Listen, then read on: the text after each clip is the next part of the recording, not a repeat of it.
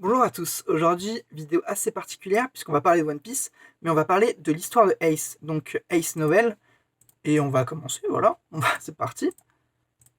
Mon nom est Masque Deus. Ce que je vais vous raconter est la véritable histoire d'un garçon qui vivait comme une traînée de flammes. Alors déjà, ça commence super bien. J'aime bien l'idée du fait que c'est un garçon qui vit comme une traînée de flammes, genre, comme quoi il passe et il y a des flammes partout, c'est Ace quoi. On continue. Le premier spin-off officiel, nouvelle série coup de poing, 54 pages. Oula, j'espère que je vais avoir assez de souffle. One Piece, épisode Ace. Auteur, Boichi, storyboard, Ryo Ishiyama. Cette île est entourée par un courant marin particulier qui engouffre quiconque s'en approche. Ainsi, une fois que l'on a atteint cette île, il n'est plus possible de la quitter. C'est pourquoi on l'appelle le fourmillon des mers. Donc déjà, il nous place dans le contexte, et ça c'est intéressant. Cette île est située dans East Blue. Elle a encore fait une victime. Donc là, on voit le personnage qui semble être Masque Deus. Je pourrais peut-être trouver un autre mot que victime. Donc c'est lui qui est en train d'écrire l'histoire. On comprend parce que justement, il dit elle n'a pas fait de victime et il dit je devrais peut-être trouver un autre mot. Donc c'est un romancier en fait. Ah, assez. J'ai trop faim, j'ai la tête qui tourne. Il n'y a aucune faune. Pas même un poisson ne passe par ici. Dire que je ne parviens même pas à écrire alors que je suis seul sur une île déserte. C'est quoi ce livre? Little Garden, une île où vivent des géants. Ce monde se trouve au-delà des mers. Donc là, on contextualise avec l'histoire de One Piece et Little Garden. C'est très très intéressant. Moi aussi, un jour, je veux écrire ce genre de choses, le récit d'une aventure qui impressionnera tout le monde. Le jeune garçon rêveur que j'étais à l'époque, je ne suis pas prêt de l'impressionner. Que j'étais à l'époque d'ailleurs. Parce que j'étais à l'époque, ça fait bizarre. Donc j'étais à l'époque. Je ne suis pas prêt de l'impressionner avec cette réalité. Oh, je crois que par là j'arriverai à prendre la mer. Et là on voit Ace qui débarque avec un bateau dans la main, normal. Très très classe, Ace, avec les dessins de Boichi. Eh bien ça, il y avait quelqu'un d'autre on dirait. Je pense vraiment être tout seul ici. Un humain? Dis-moi que t'es les secours. Enchanté de te rencontrer. Ah, j'ai bugué. Enchanté de te rencontrer, je m'appelle Ace. Alors que je naviguais, j'ai été avalé par une vague. Et à mon réveil, j'étais sur cette île. C'est pas vrai, toi aussi? Donc en gros, on a Masque Deus qui est tout seul sur une île, il croit qu'il est fini, et il se dit, bon, il y a quelqu'un qui va me sauver, Ace. Et le problème, c'est que Ace, il lui arrive exactement la même chose. Il s'est fait avaler par une vague, et il s'est retrouvé sur une île déserte. C'est le destin qui veut ça. Tu montes avec moi sur mon bateau? Par bateau, tu veux parler de ce cercueil tout cabossé? J'ai fait ce que j'ai pu, sans marteau. Si on coule, on n'aura qu'à recommencer. Donc ça, c'est tout l'insouciance des personnages de One Piece, comme Ace, comme Luffy, comme les Mugiwara parfois. C'est vraiment très très cool. Il n'y a même pas de couple qui partent en qui. Ok.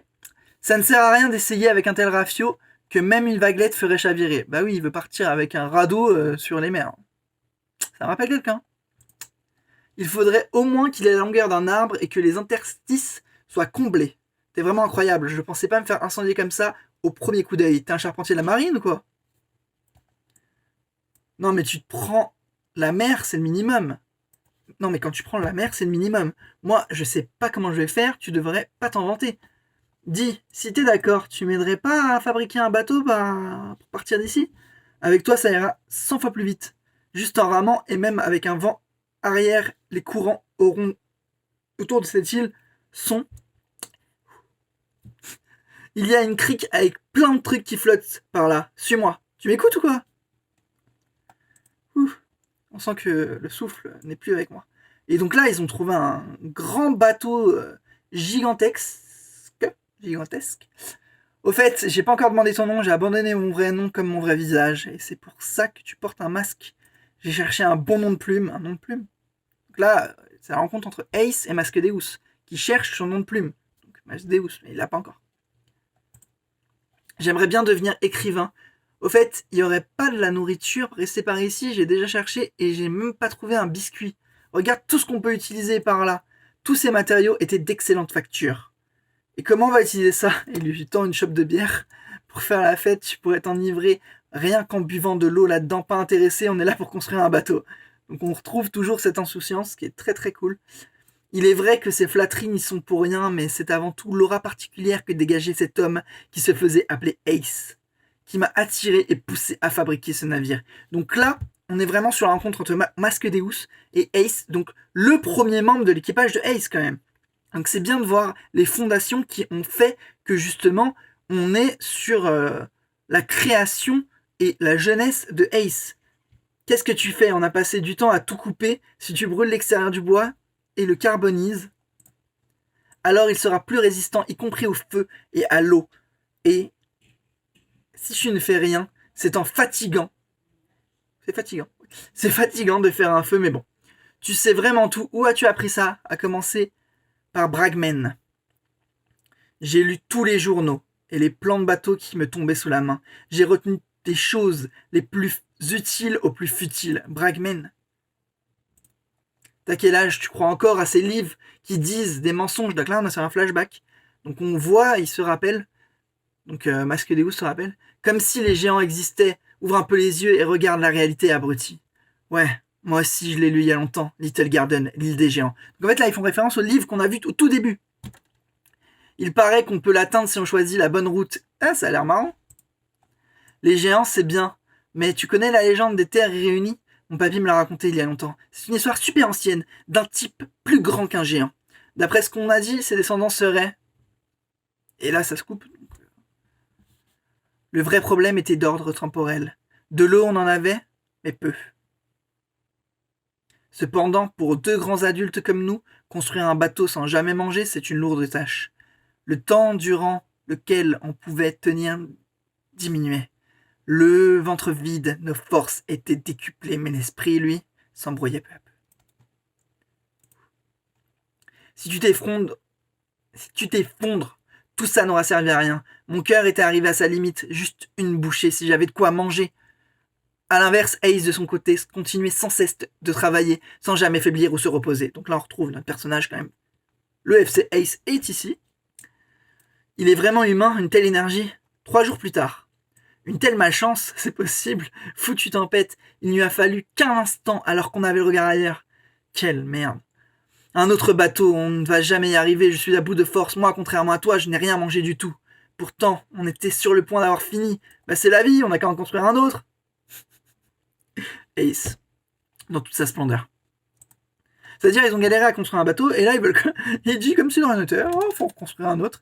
J'ai tout vu, le coffre de la réserve de nourriture du bateau échoué semblait avoir été pillé très récemment. C'est quelqu'un qui est sur cette île qui a fait ça. Et puisqu'il n'y a pas d'animal à l'horizon, c'est forcément l'un de nous deux. Je ne sais pas de quoi tu parles. Donc apparemment, il y avait un coffre dans l'épave qu'ils ont trouvé, et il a été pillé. En ce type que je venais de rencontrer, j'avais totalement confiance. Quelle déception. Mon coup est parti tout seul. Ça doit être un traître après tout. Le fait qu'il soit encore autant d'attaques le prouve. Donc il pense qu'il a été trahi par Ace et que Ace aurait mangé les réserves qu'il y avait dans ce coffre. Je suis stupide ou quoi? Placer tous mes espoirs dans ce mec? Et là, on a une espèce de ptérodactyle qui s'attaque à Masquedeus. C'est quoi cet oiseau monstrueux? Ah, je vois, il ne doit pas venir par... Il ne doit pas venir d'ici. C'est cette île qui doit justement être un des lieux où il se nourrit. J'ai tout vu, le coffre de la réserve de nourriture du bateau échoué semblait avoir été pillé récemment. C'était forcément l'un de nous deux, mais il se trompait puisqu'apparemment ce serait le ptérodactyle qui aurait volé les ressources. On n'a pas encore la confirmation, mais on semble bien parti. Little Garden, l'île des géants. Donc en fait, il a accusé Ace pour rien, puisque ce serait l'animal. Little Garden, l'île des géants. Il paraît qu'on peut l'atteindre si on choisit la bonne route. Ça a l'air marrant. Tu crois encore à ces livres qui disent des mensonges? Il n'a pas ri de moi. Donc là, on voit Masquedeus en pleurs, en sang. Il a combattu le ptérodactyle. Il n'a pas ri de moi. En pleurs, en sang. Et pourtant, moi, je l'ai. Donc là, il allait dire qu'il s'est un peu moqué de lui quand même. Et il l'a accusé en plus. Tu vois, pas que tu déranges le piaf géant. Et on a Ace qui l'attaque avec une proue de bateau. Il attaque le ptérodactyle avec une proue de bateau. C'est grave stylé. Je sais pas si je peux vous montrer. Le résultat est pas top. Bon. On voit Ace qui a la proue du bateau dans la main, qui s'attaque au ptérodactyle. Il lui met un coup de poing, mais laisse tomber le dessin. Baishi, là, il est là. Waouh. C'est très très beau. Ace. Pourquoi? Oh, le regard. On dirait que Ace, il a le haki. Il a regardé Pterodactyle en mode... Waouh. On dirait qu'il lui a mis un haki des rois, là. Je suis pas sûr que ce soit vraiment le moment de... Si, on dirait vraiment qu'il lui a mis un coup de haki. C'est un regard perçant, très très stylé. Tu t'es trompé en doutant de moi. Je... Je t'ai... Je suis habitué à voler ma nourriture depuis que je suis enfant, mais quand même, si l'un de nous devait mourir comme ça, on aurait des regrets, non? Donc là, c'est Ace qui partage ses doutes, ses craintes, ses inquiétudes avec Masque Deus, et qui lui fait aussi, dans un même temps, une preuve d'amitié. J'ai décidé de ne pas avoir de regrets. Et Ace, regarde par ici, un énorme fruit là-dedans. Donc c'était bien le ptérodactyle qui avait volé le coffre. Et dans le coffre, il y a bien sûr le fruit du démon de Ace. Mais ce qui est intéressant, c'est que justement, ils ont trouvé un fruit du démon, et ça tombe vraiment à pic puisqu'ils avaient faim, mais ils doivent départager qui va manger le fruit. Et donc, ils vont décider de couper le fruit en deux pour justement partager et qu'il n'y en ait pas un qui soit défavorisé par rapport à l'autre. Et ce qui est intéressant, c'est que justement, Ace a mangé la première bouchée et Masque Deus a mangé la deuxième. Donc logiquement, ça devrait avoir un effet sur Masque Deus, ça devrait lui fournir des pouvoirs du fruit du démon, mais comme Ace a mangé la première bouchée, c'est lui qui a récupéré les pouvoirs. Donc on va continuer. Bon, eh ben merci pour ce repas. Tout à l'heure, j'ai cru que j'allais mourir, et j'ai regretté d'avoir douté de toi, et de m'être enfui de mon rêve. Alors c'est décidé, je serai libre jusqu'à ma mort, je vais quitter cette île. Et écrire le récit d'une aventure la plus intéressante du monde. Encore une fois, désolé Ace, je sais bien que je n'en fais qu'à ma tête.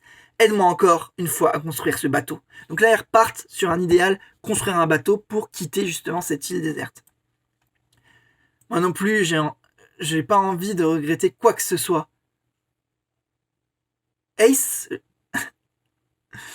Ace est en flamme. Qu'est-ce qui t'arrive? Tu brûles. Ouais, c'est quoi ce truc? Roule-toi par terre, je vais te recouvrir de terre. Elles ne sont pas chaudes, hein? Mais comment c'est possible? Tes sens sont détraqués ou quoi? Donc en gros, il a la tête qui crame, avec son chapeau qui crame, ses vêtements qui crament, et il dit que ça lui fait rien. Et il commence déjà à dompter son pouvoir, puisque quand il met sa main comme ça, il tire des flammes. Il lui fait un Niken no Ace dès le départ. J'ai un petit frère, il a mangé un fruit du démon. Impossible, alors ce qu'on vient de manger, on dirait bien. Alors ce serait le pouvoir du feu comme ça? Donc là, on a Ace très intéressé par son pouvoir, et qui parle de Luffy. Ace qui... Wow, mais Baishi, il s'est donné sur ces chapitres. Hein. Il est en flamme, mais c'est trop trop stylé. Et t'es allé vite pour l'accepter. Hein. On va peut-être pouvoir s'en sortir. C'est plus utile en combat que le caoutchouc. Donc Ace est content parce que d'un côté, il a mangé un fruit du démon, et en plus c'est la flamme, et il trouve ça plus utile pour combattre que le caoutchouc. De ce trou, si on utilise comme une énergie, la structure sera celle du bateau à roues à aube. Il y en aura 3, 2 sur les côtés et 1 à l'arrière. Et l'énergie sera Ace. Donc en fait, ils vont construire un bateau en espèce de pédalo. Et l'énergie centrifuge de ce bateau, ce sera les flammes de Ace.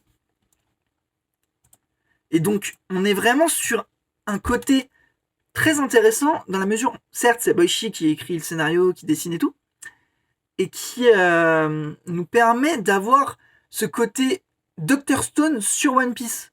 Et c'est un côté qui est vraiment intéressant. Ça a fait penser à l'histoire de Sanji qui justement a été resté sur une île avec Zeph, et qui justement ne pouvait pas manger et qui est resté pas mal de temps quand même bloqué sur cette île. On fera tourner les roues à l'aube, par l'impact de tes flammes les moins chaudes possibles, pour pas détruire le bateau, c'est logique. Ce qu'il faut donc, c'est que je contrôle mes flammes pour les faire tourner rapidement à grande vitesse. Oui, c'est ça. Mais tu fais quoi là? C'est un gros oiseau. C'est un gros oiseau. Oula. C'est un gros... Ouais, c'est un gros oiseau. Il est revenu. Il va encore manger Jean Masque. On me donne pas de surnom pourri comme ça. T'es bien mal poli, il y a quelque chose qui ne va pas, c'est Jean Masque. C'est le tout. Ouais, c'est fun quand même. Et juste avant d'atteindre nos limites, nous avons réussi à finir notre navire. Et un très beau navire qu'ils ont décidé d'appeler Striker. Et Masque Deus dit, c'est cool, non? Et Ace répond, j'aime bien. Bon, bah on ferait mieux de dire au revoir parce que cette île de malheur va bientôt se retrouver à l'horizon et disparaître. Parce qu'ils vont partir du coup. On est sorti de ce trou incroyable. T'as cru pouvoir nous manger sur la mer et là il y a le ptérodactyle qui revient. Ace qui prépare son point.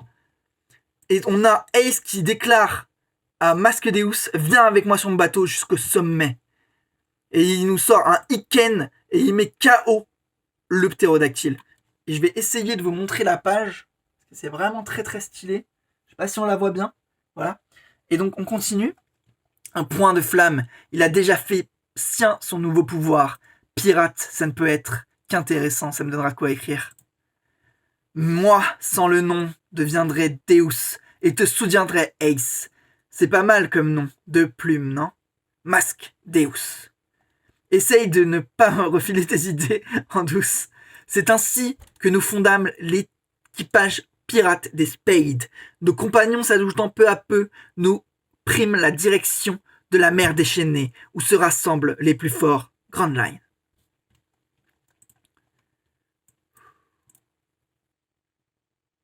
Deuxième moitié de Grand Line, le nouveau monde. Il est jeune, mais à la vitesse où il va devenir problématique. Et donc là, on a Barbe Blanche avec le design de Boichi, très très stylé. Et on a un focus sur Ace qui dit « Je suis celui qui surpassera le roi des pirates. Il irait si vite qu'il s'en brûlerait les ailes. » Et là, c'est hyper intéressant. On peut faire un parallèle avec Icar qui s'est brûlé les ailes près du soleil. Et on a Ace avec la flamme. Bon, bref, il y a plein de parallèles à faire. C'est très très intéressant. On a Edward Newgate qui est mis en valeur dans ce chapitre. Et on a surtout l'histoire de Ace qui nous est contée à la manière d'une traînée de feu. Bon, la fin, elle est claque, non? Bon, regardez ça.